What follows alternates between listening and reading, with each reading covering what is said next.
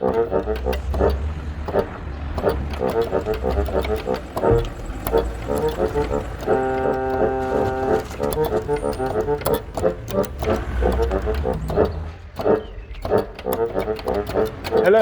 introducing Project Brian Johnson, aptly named because of BJ. That's its initials. It is a Rover 25 GSI. Yes, GSI. Look inside, we see leather interior and rear electric windows. Again, just like Boris Johnson had. Inside we have vents that aren't actually broken. Quite a bit of petrol. Just over 100,000 miles. And the best bit is... Ready? Look. Headlining. Headlining, not sagging. Oh, that's a joy to see. Oh, it's a bit there actually. Just a bit there and a bit there. I think that's where they start, where they get the most sunlight. Car is, of course, silver, 5-door. If you really know your Rovers, you may spot that it has the incorrect wheels. These are the 15-inch rather than the 16, like I have on Nigel. But excellent tyres all round. One minor bit of damage here so far, where I believe a courier driver didn't see it. On the passenger seat here we have a Rimmer Brothers catalogue, which is 12 years out of date. I bet the prices have gone up a bit since then. And rather kindly, a box full of bits, including a spare headlamp. Presumably because the headlamp on the passenger side is just a bit cloudy. The only thing is, this one's even worse. But that's not a problem. I can polish that back to life. As you saw, I've only just got this car off the back of the truck. So, should we have a look in the boot? Ah yeah, I forgot. There's no button to open the boot, is there? You've got to do it with the fob. That means that this has to work. Oh, and it does. That's good. Oh, right. Some tyres. Gosh, that's a bit meaty, that one. Wow, that's interesting. Looks like we have some genuine Rover floor mats as well here. And there we have the engine bay, where all the oily bits belong. And they are oily. They always are. When do you ever see a K-Series without a leaky rocker cover? Well, mine should be okay. There we see the Rover 25 with the bonnet open, which is very natural and very good because it opens, unlike the silver car parked over there. And this is where we get to the point of why this car is here in the first place. Yeah, it doesn't work. That's the only reason it's here. Because the chap who owned it liked it, wanted to drive it, but it just stopped working on him. And then something else happened. He got it fixed and it stopped working on him. Not my experience with Rovers at all, but it is with many other people. But the thing is, can I get it going?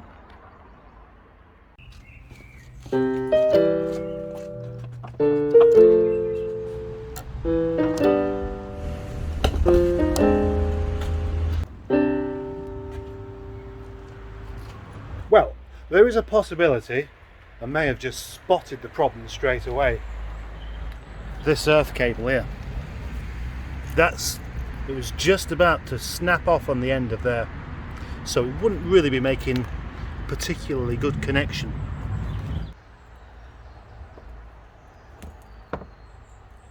This bit of earth cable there has clearly had a bit of water getting into it because it's quite dusty on the inside. So, it's kind of, yeah, it's gone very thin on the end of there. That was attached to a lug, and then the lug's snapped off. Well, the lug hasn't snapped off, but the cable's snapped just in there. So I'm going to bung that in there. Oh, I tell you what, we need a bit more cable off of that, I reckon. Yes, I bung that in there, solder it on, and then got another bit of soldering to do, and then I've got to drill a hole because a bolt snapped off because of rust, and then I'll stick it all back together and see what happens. Started recording again all by itself.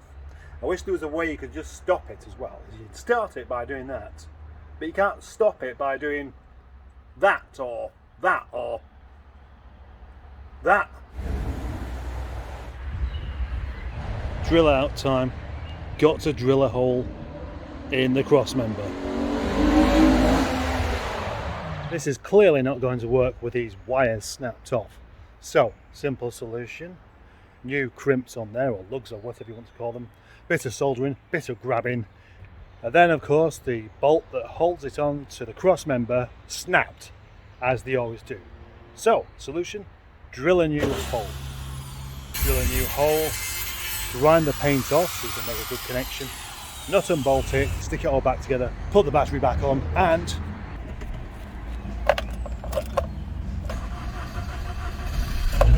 yay!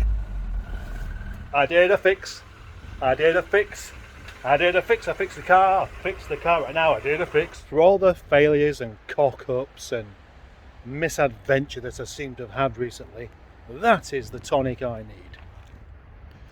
Maybe I am enjoying this too much, but to actually see something, fix it, and start it and it work really does make me happy indeed. At last, a success.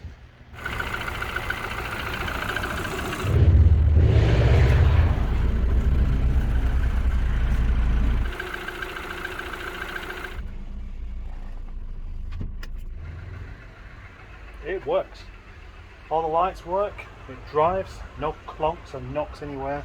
It's not the quietest of engines, but it's fine. Even the rear electric windows work as well. Probably going to give this car a bit of a clean up now. And then, when I'm ready, it can go for an MOT. These wheels are filthy. That's really grotty. Well, I'm not overly impressed by this stuff so far. I've already used nearly half a bottle, and I've got those wheels on that half clean rather than completely clean. I had to put my own trigger thing on as well because the other one didn't work. Quick wash over, look at that. The paint's popping.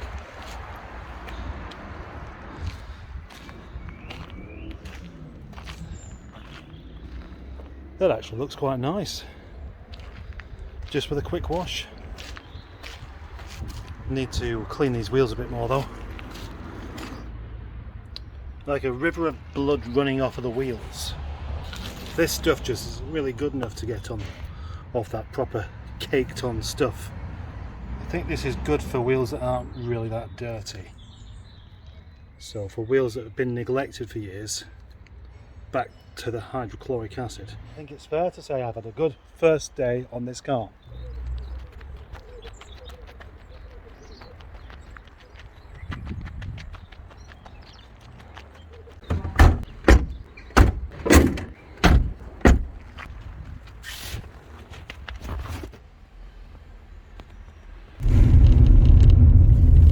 What a perfect day.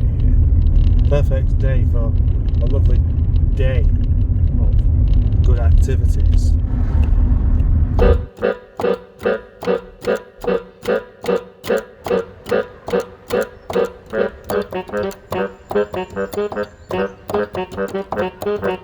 Yeah, that car there. I want to take it for its MOT today. So, fairly sure there's nothing wrong with it, but I should do a few more checks. That works. Checky front end.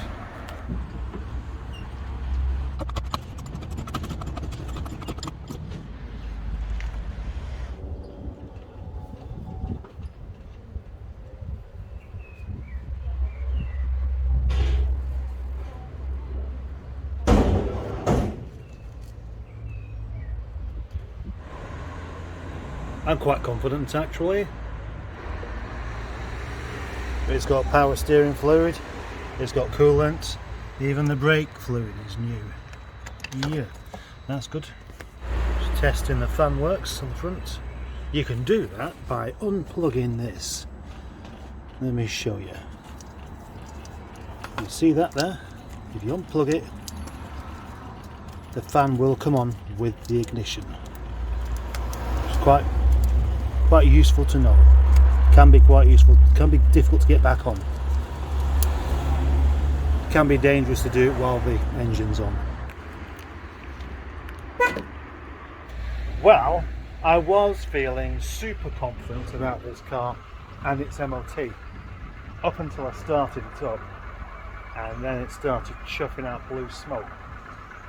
I did think that's maybe because I tricked the electric fan into coming on, or it could just be more likely that it's been stood a while. Probably that.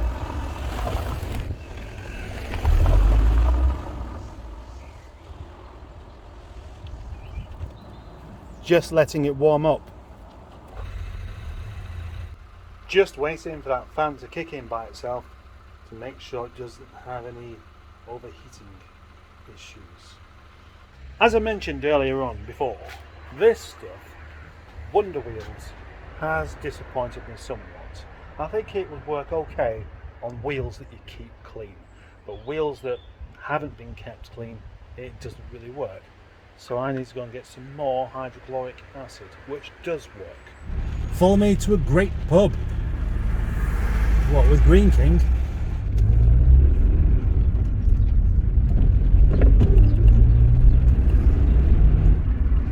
There's a chemical place nearby that sell chemicals in bulk, I would say.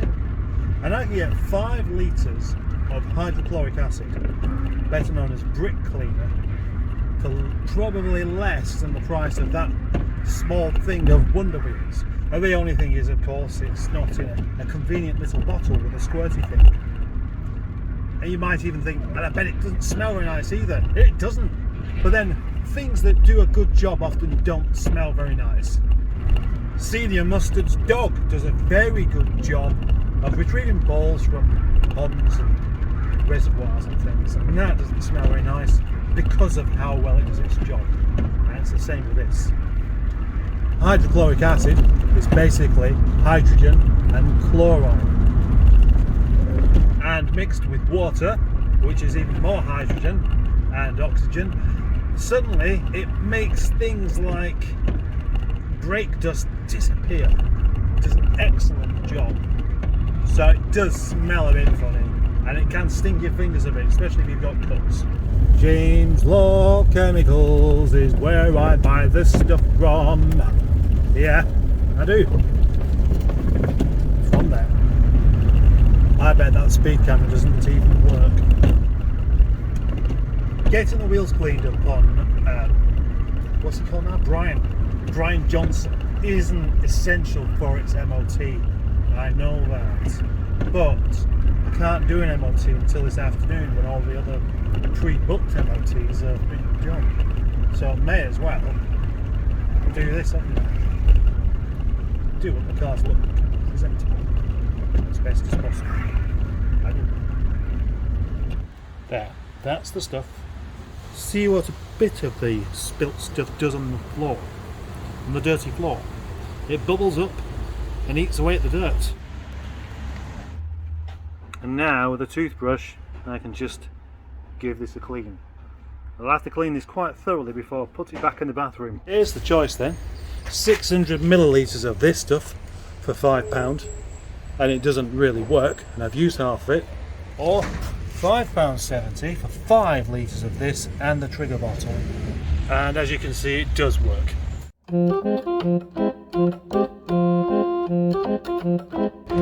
Despoiled Rover 25, does it look good or not? Certainly from this angle it looks like a Citroen Zara Picasso. This one's broken, you see. There, with a little bit of rewiring in the boot loom from the Senior Mustard, the brake light is now working.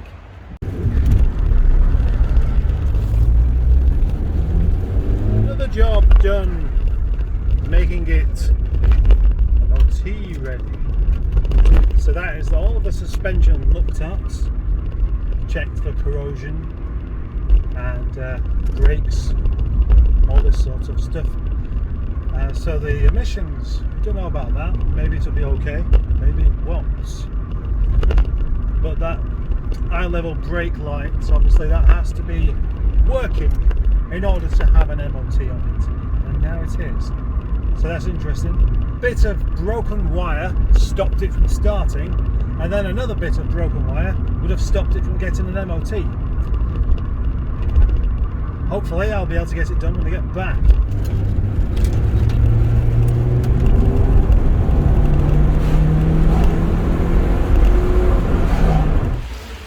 Well, this might be the end of today actually, which is a pity really. But they don't seem to have any slots available for MOT next door. But I was going to polish the headlamp as well, but I'm not doing it in this. Not that. No.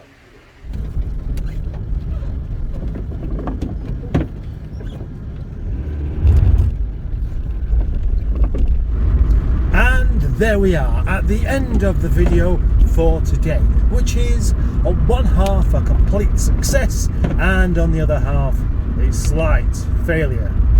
Why is that then? Well, I'll tell you, Brucey, because the car is ready to go for MOT and hopefully pass. Only one thing concerns me, and that is the emissions. But besides that, it all seems to be a very nice, solid car. But because of that eye level brake light taking up a bit of time before, it meant I couldn't get the car in earlier on. And by the time I could do, there wasn't time to do it. That means tomorrow may be the day that Brian gets his new MOT. Or maybe not. It rather depends on how they think he is.